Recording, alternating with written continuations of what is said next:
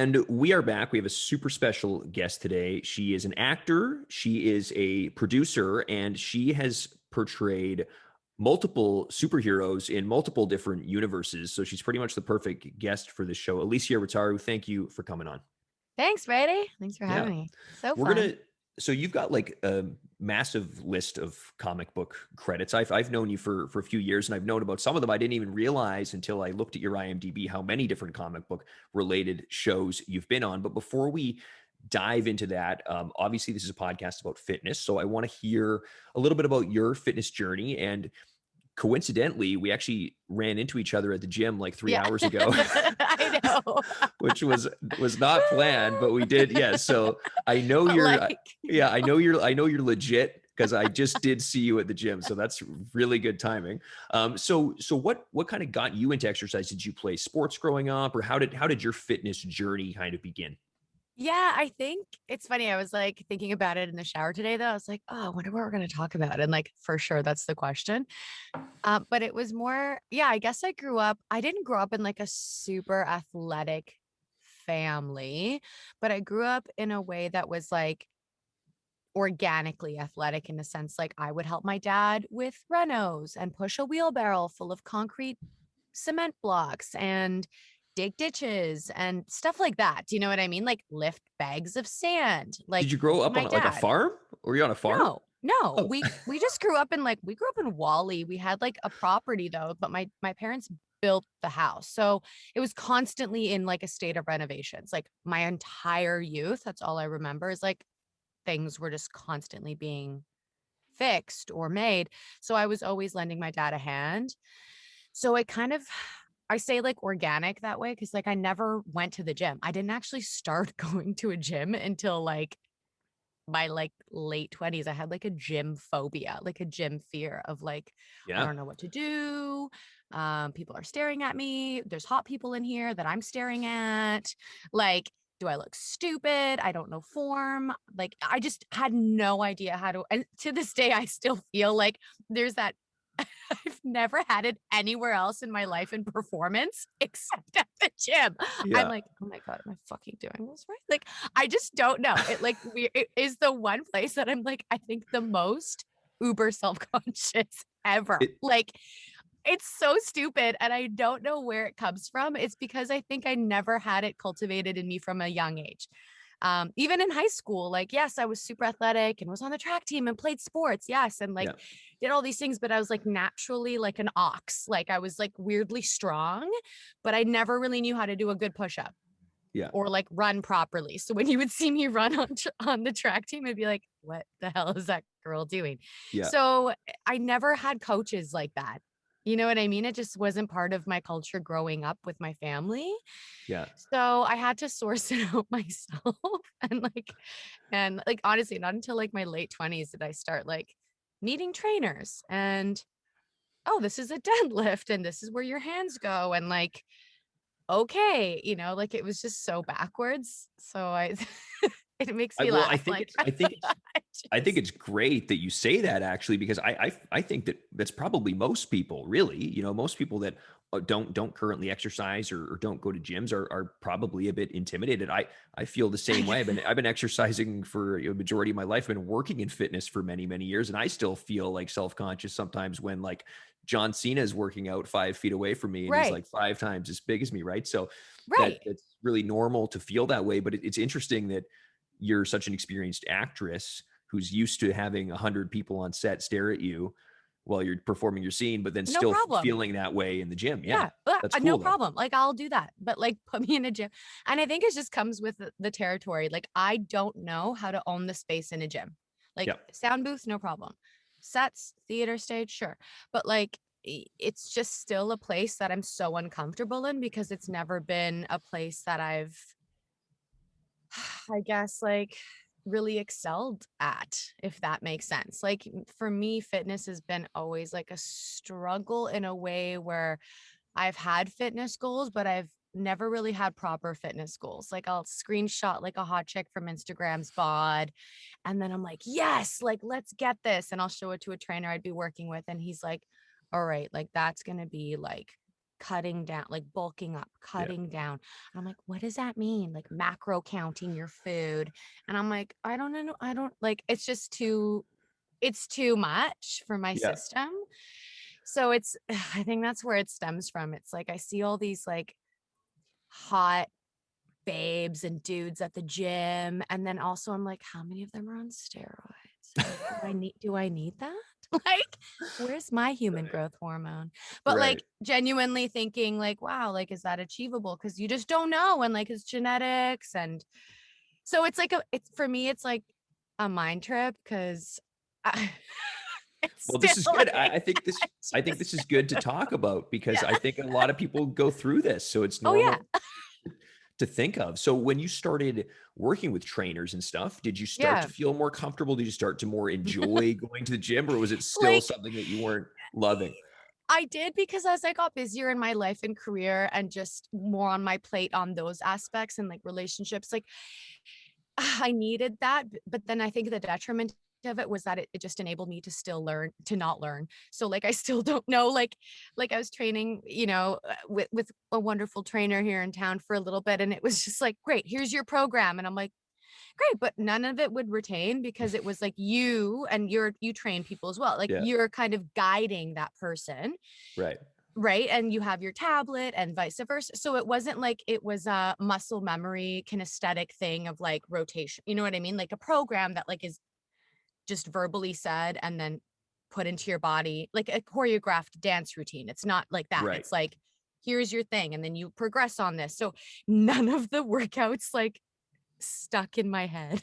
Like I don't like to this day, like I just don't like it's like, oh, okay. Like so if you put me in a gym like without a program or Yeah. I genuinely like I'll tell my husband, I'm like, I just don't know what to do. Like what should I do? And he's like, well, do some biceps and then do the Yeah. back of your arms, like do chest and back. And I'm like, why chest and back? Like, I just don't understand. Like, why don't I just do shoulder press? Like, so I organically just kind of do stupid crap at the gym. Like, I'll be like that person that's like an Instagram meme that's maybe pulling like the tricep bar down the wrong way. Cause like, Nice. I know how to do that. But like, you know what I mean? Like, I just don't understand that system because I wasn't ever educated or trained in it. Yeah. So when someone's telling me what to do, I take like they're driving, right? Like I'm just like the submissive passenger, just like Yes. doing the motions and putting in the work, but it's a focus on that rather than like retaining the information. This So is good. And this I is why you everyone know, listening should just have a personal trainer. It's just the best way and to go.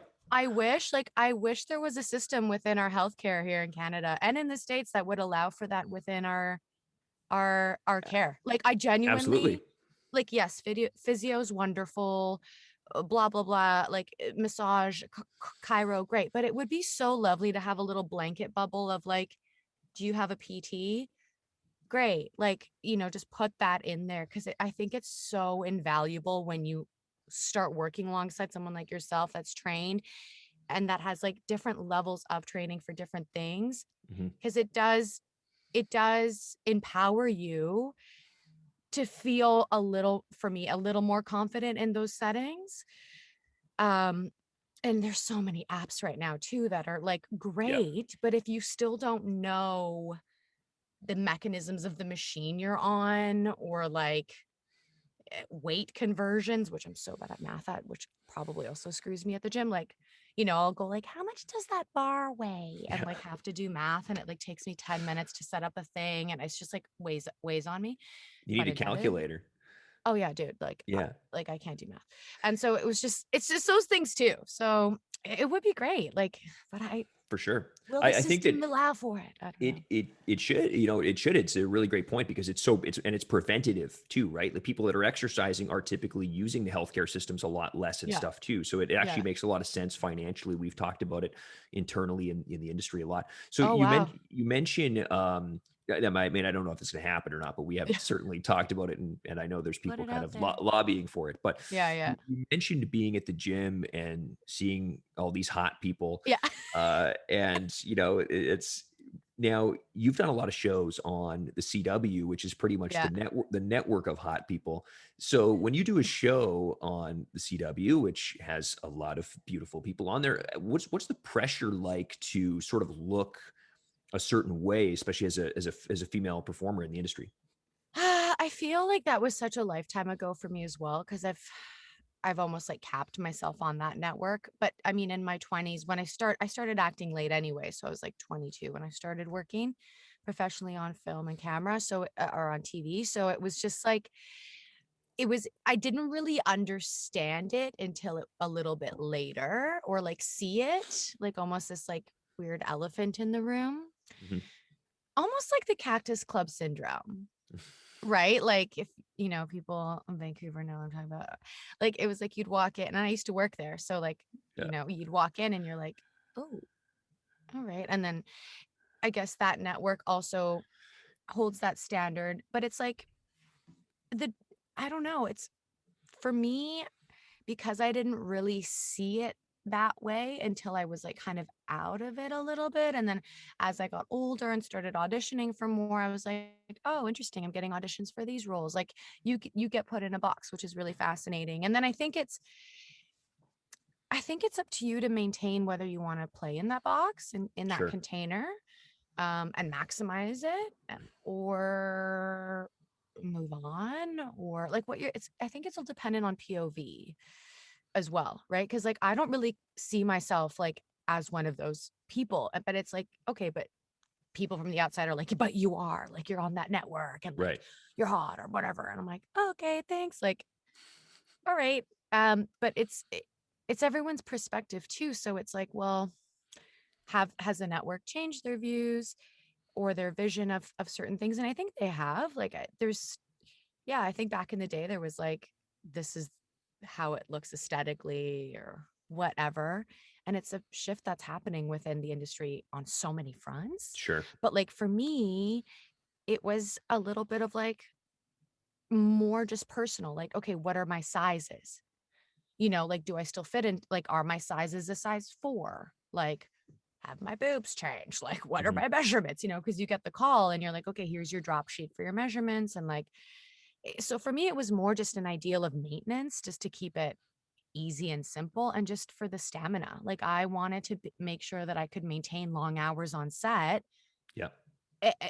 Really, ideally, it was more based on that as opposed to like the aesthetic purpose of like look good, if that Right. makes sense. That's cool. Yeah. Because I just never had that really in my brainscape on the forefront. Mhm. Like, yeah, I was there, like, yeah, I worked out and I had a little six pack and was like tanned and like, but um it, it, it was more just like, okay, can I be on set for 18 hours Right. Right. and like So stay awake? what gets you motivated now to work out, or what keeps you motivated? Because working out is something obviously you have to do really consistently to sort of Yeah. keep those results. So how do you continuously every week go to the gym? What drives you to do that? Fitting into my clothes, like Yeah. not having to go shopping because I don't really like shopping. Okay. Because I don't like shopping, so I I don't work out. really like shopping. So honestly, that's really kind of it. And just I'm getting older. Like, I'm 36 now. I'm 37 this year, like at the end of the year. Yeah. And like I want to like still be able to like touch my toes and like Yeah. still use my body for my work until I can't anymore. And I say that because my team knows that I love to use my body to its maximum capacity that I'm allowed to on set, meaning like action, stunts. Like, I love to learn new skill sets like that. So, and I know that I'm built for that. So I can. And there's like certain things that I would love to learn still that I haven't pursued. Like, I haven't really dove deep into martial arts because maybe haven't had like a role that's come at me that required it yet. Right. Things like that. So for me, it's also just about like, what else can I gather and like put in my toolbox? But then also, I'm getting older, the stamina, the presence, like you want to keep your brain alive and healthy when you're trying to perform physically, and especially in our climate up here, like we do outside shoots all the time. Yeah. It's freezing, like it's always cold. So working against the elements is a thing in my brain. Like, Yeah. Can I sustain it? But mostly it's like like a self, like it's like a vanity thing of like, teach me more. Like I want to Sure. learn how to do that so I can be good at it and like make it honest in the performance rather than like I'm picking up a gun Right. and I'm holding a gun like this, and Yeah. you're like, no. Got to feel real. Like, And yeah. and you've done a lot of pretty physically demanding kind of roles, Arrow and stuff. I know you had some Yeah. action and stuff in shows like that. So how do you kind of prep for that? Did you get to work a lot with like the different stunt coordinators on these shows and do a bit of your own action? I mean, it's the cream dream to be able to have like prep time, like, you know, Alicia Vikander when she trained for Laura Croft. Mhm. Like, I trainer, nutritionist, Right. months out ahead. Like, yes, it's a feature Hollywood blockbuster, but like that's the ideal. Yeah. So for our projects up here, and I just think for roles of that nature, you don't get a lot of time. So it kind of ties back into your question, like, why do I train on my own? So that when opportunity arises, I'm ready enough, Yeah.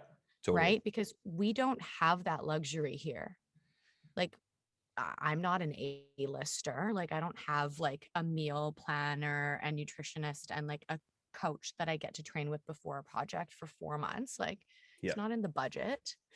Um, so with Arrow, it was kind of an interesting thing because James Bamford, Bam Bam, Great dude. was, Yeah. yeah, amazing guy. And he was like the first person in my career that was like, I know you got this. Like, you can do it. Like, I can see you can do it. Let's workshop it. Let's rehearse it. Let's make sure you're safe. My stunt girl was there, Atlin. She was amazing. And like, they were all rooting for you. They're all like, you got this. Like, this is great. If you feel uncomfortable, you know what to do. But like, it's good to go. And like, I'm like, great. And then, of course, there were things that they're like, you're not doing this. She's doing this. And I'm like, okay, great. Like, crazy, like ratchet wire pulls and Yeah. stuff like that, which is like so fun. And then you understand the logistics as to why. Then it gets to business. It's like, well, you can't do that because like if you get injured, you're screwed. Yeah. So it then that has to come into the game of like, oh, I understand why she is doing this now. Right. So he was the first person that really just like opened that door and like let me play that way. And then it just kind of like showed me a different angle. You know what I mean? As opposed to just like stepping back and letting your stunt double come in and do everything. Hmm. But that's because I was also keen. Yeah. I was like, yeah, like let's see what I can do. That's sweet. But Awesome. yeah, yeah, Yeah. Bam's awesome. He was like one of the first guys that really helped me out when I came to Vancouver, and he's actually going to be doing an interview on the show coming up. You just mentioned Lara Croft. I yeah. saw on your IMDb something where you played Oh Lara yeah. Croft, like It a was short just film like or something. super short. Yeah, it was like a Okay. super short little fart film. Okay, that's fun. Yeah, Yeah. we did no stunting. It was just like, Okay. see her. Amazing. So we mentioned at the beginning, you've got a long list of different comic book roles. You voiced She-Hulk in a Marvel Kids animated Yeah. series as well, which is a lot of fun. Of course, you did the role on Arrow amongst a few others, and now Black Canary, voicing Black Yeah. Canary in the Justice Society. So tell me about that. How did that sort of obviously Black Canary is an awesome character in Arrow, and Yeah. now she's in this film. Yeah, interesting circle there. It was I was down in LA and it was kind of one of those cool moments, like right place at the right time, but right people. Like a good friend of mine who's with my agency, Eric Bauza, he's actually in the new Space Jam movies. He's like Bugs Cool. Bunny and Tweety. He's so talented. Check him out. He invited me to a son's birthday party. Um, and I met this wonderful guy named Wes Gleason there, who I've heard about in the industry. He's a voiceover director, and I've been a fan. Like, he does great work. And it's just when you hear someone and then hear how they're talked about within the community of them being wonderful, you're like, great, that person's like in my mind space, on my radar. And then just to meet him like organically at a 2-year-old's party was really cool and just really fun. So after that meeting, I got a read for that project and then I got offered the part. And I didn't really understand the scope of like what we were really doing because it was down in LA and it was like my first animated project down south. And it was like a pinch me moment because I'm like, wow, cool. I'm like going on to the Warner's lot to record, like dreams come true, like yes, like all So this cool cool. Yeah. stuff. Yeah.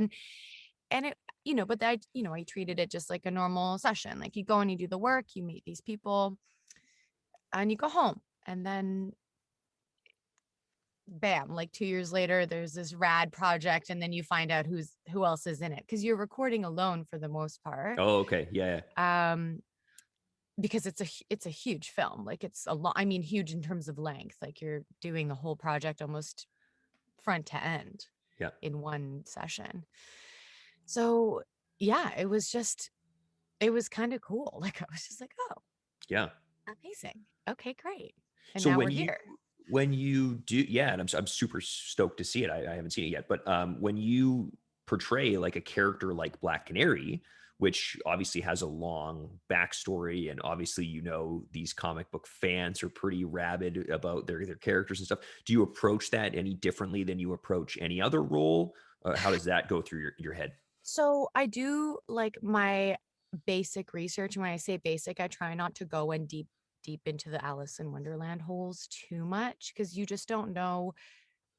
Because every project has its own spin on things, right? Like you'll have like Arrow, which is taken from like the Green Arrow comic books, but it's like kind Mhm. of totally different, you know? So Right. they're doing it's almost like inspirational. Like we're using this as inspo and like tying it to it. So with this project, I didn't want to do too much like, okay, like we're back in World War II. Like, what's my character? You know what I mean? Like, we're Sure. just, Sure. like, I didn't want to do too much and let them kind of give me the info on the day, which they did.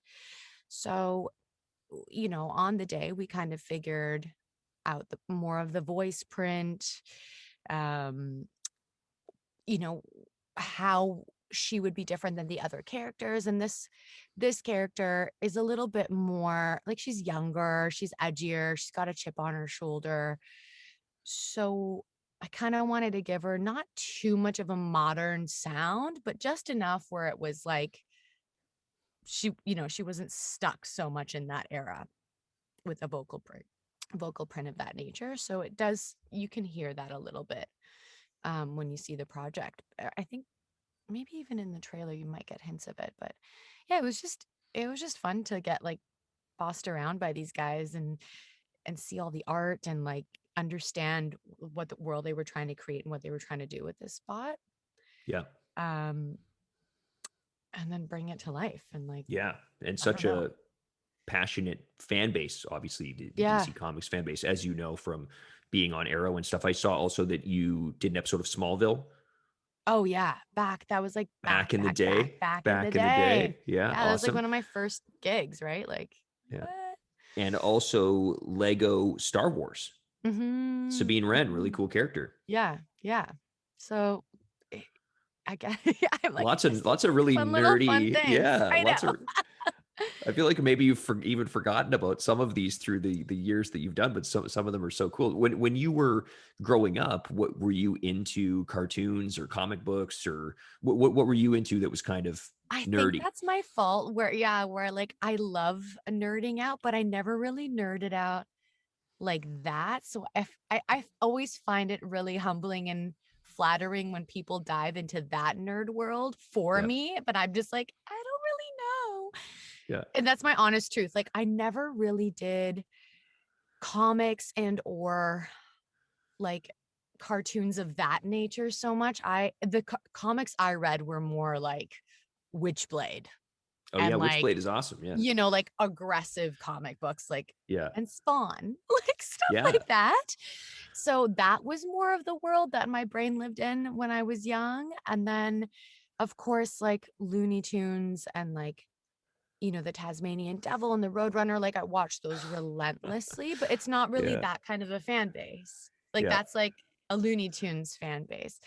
So with this world that I've been like, I don't know, entered into, it's like the comic book world. It's like yeah. totally foreign to me still. Like I can do as much reading as I can, but I don't have like the collectible. Like I don't, Sure. you know what Yeah, I mean? Like I don't have that tidbit factoid of like that character. Yeah, yeah, yeah. So it's That's like, amazing. I love that you mentioned Spawn and Witchblade, though. I mean, Spawn is relatively pretty mainstream character, but he's still, you know, not comparatively to like a DC Comics or a Marvel, oh something yeah. like that. So I love that you mentioned that. Do you go and watch like the Avengers when it comes out, stuff like that? Oh yeah. Yeah, Cool. 100%. Like it's really entertaining to see all that work up there.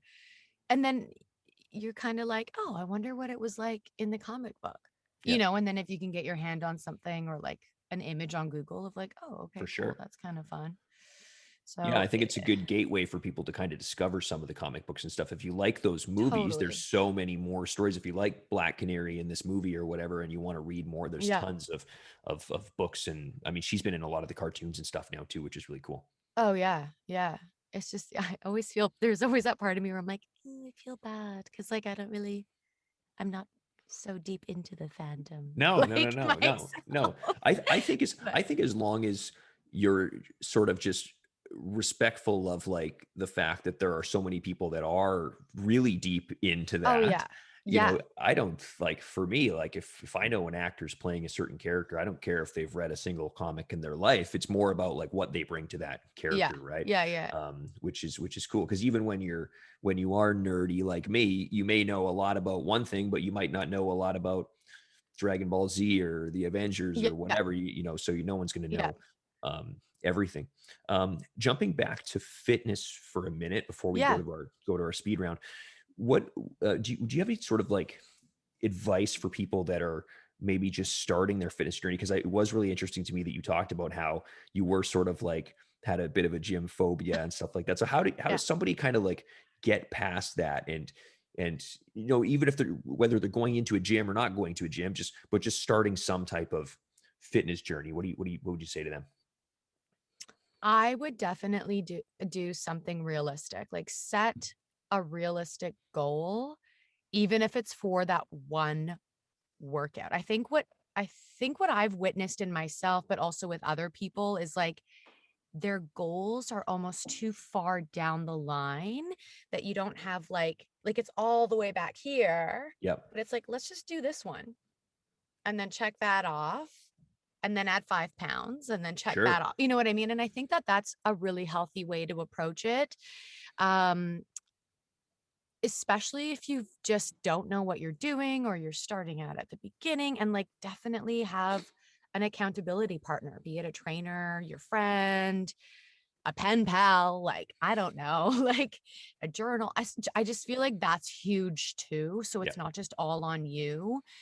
And that's also, I think, really hard to do, right? Like find someone, because like, trainers, you get paid. Like that Yeah. might not be in people's budgets. Sure. Yeah. Maybe your friend isn't always available. So it's hard to find those people too, especially if you're just starting and you need that. Like maybe you're not self-motivated. And then you kind of find out if you are or aren't. For And sure. then I think finding like a workout, maybe pattern or regime that's achievable for your day. Like if you Mhm. can't get to the gym, and I struggle with this as well. Like Ryan always like hags on me. He's like, let's just go, right? Because like if I can't get to the gym, I feel like I can't in the morning. I feel like I'm done for the day. Yeah. Like I can't go because in my mind it's like I have to get up at 5 and do the early workout. And he's like, no, just get in there later. Like I know we didn't go early. And I'm like, oh, I guess you're right. But Yeah. it's like a mind trip too, because you're like, oh, but I have to do it at that time because I'm Yeah. like a control freak that way. So I think those would be my like three kind of That's great. basic starting points, you know what I mean? Yeah. Like set like something simple and realistic. Like It's mine true. is Yeah. still like I want to be able to do 3 pull-ups in a row. I still can't do that. Yeah. Because like I That's a never really hard that's a it's hard hard. exercise. Right. But like, I'm like, I'm still trying. Like, but I don't work out. I don't work out to hit that goal because I'm a loser and forget, because I'm like, oh yeah, like by my birthday, Yeah. it's like That's great. November. It's like so far away. I But think that's awesome advice though, because you're right. A lot of people, even that come in to see me at the gym and stuff, they've got a really lofty long-term goal. And I think it's just yeah, important cool to have that too, but we got to set those, midterm and kind of really short-term goals to actually accomplish that, right? So that's great. And I think it's good for people like you on the outside to help people create that vision, For sure. which is Yeah. why it's important to have that person where it's And like, they may not know what that first step is, exactly. right? So Yeah, it's cool. exactly. It's like filmmaking, right? Like I want to make a movie. Well, making a feature film is an incredible mountain of work. It's like you got to Yeah. take that small first step to do that, whichever step that is, right? Yeah.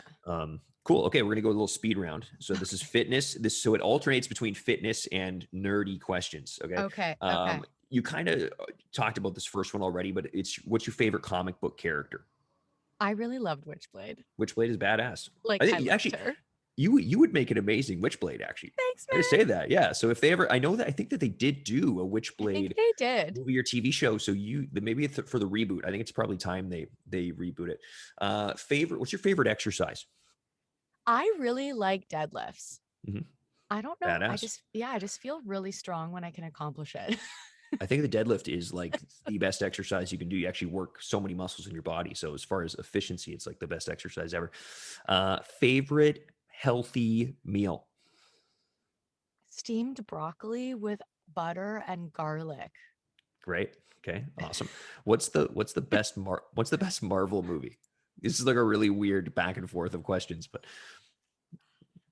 if you say a DC movie, I'm you're gonna gonna say the lose. You're gonna lose a lot She-Hulk of that's points. coming out, Okay, but it's a great. TV With series. Tatiana. Tatiana, Yeah. yes. Yeah. So I'm so Give it, stoked for that. girl.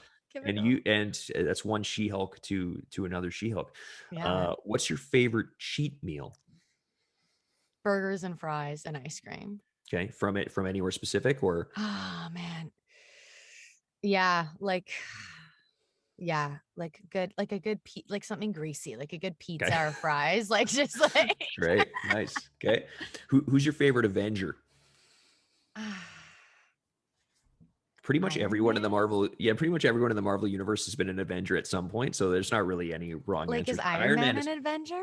oh, he's like the Avenger. You Come on, know? he's like, yeah, that's Like, badass. is he okay? Yeah. What's your favorite vegetable? Is it broccoli? I guess you said broccoli was your I know favorite I healthy said meal. So broccoli. I kind of actually really like cauliflower. okay. Yeah, you know, How raw do you and make it? cooked. Raw and cooked. Okay. Yeah, just because you can do it either, and it's just like a Yeah. good snack. It has loads of vitamin C, Yeah. and Good it's like crunch. yeah, it's a good vessel for ranch dip. That's true. Fact. Favorite. We just did favorite Avenger, so now favorite member of the Justice League, and I guess you could say Black Canary, but is there No, any other? I'm Any gonna other? have Yeah. to say Wonder Woman. Like I have to Okay. say Wonder Woman. Great. Yeah, like she's a Great boss. choice. What do you listen to when you work out? Today I listened to classical music because I Nice. couldn't get away. I just couldn't do the electronic running playlist that was Yeah. on there anymore. That's fun. Okay. Classical music. Yeah. I get a lot of people that say like whatever, hip hop or pop or podcasts, like stuff like that. But I have not had anyone say classical music. So Oh, that's good. Last question. What's your yeah. dream superhero role? If you could play any superhero, who would it be? Like someone that already exists. Someone that exists, even someone who's already been cast, they reboot everything every 5 years Oh my anyway. So God. I think it would be like my first impulse would be like a female version of Thor. yeah. Okay, cool. I don't know what that is. There is but, a like, female who Thor in the is comics. she? Yeah. Yeah. Who is she? Jane Foster. Right? Or like Yeah. She-Ra. I would love to Oh play yeah. She-Ra. She would be awesome. I like she's not really a superhero, but like, you know, I'd say she's close enough to a superhero, right? like Good Times with She-Ra. And I think there's an animated series on Netflix, so they could do a live action adaptation of that. There you go. You're the one. Awesome. Go Okay, on. sweet. So let's get some plugs in. Where do we find you on social media? It's just my first and last name. So everywhere at ELYSIA ROTARU. Great. You can creep me there. Instagram, Twitter, Facebook. All the I'm not are you really on are you on TikTok. TikTok? I was just gonna say. I mean, like I got it, but like yeah. kudos to everyone who has the time and also the creative brain Yes. power to make those videos because I just don't. Like I don't know. So you're just on there to watch other people's TikToks.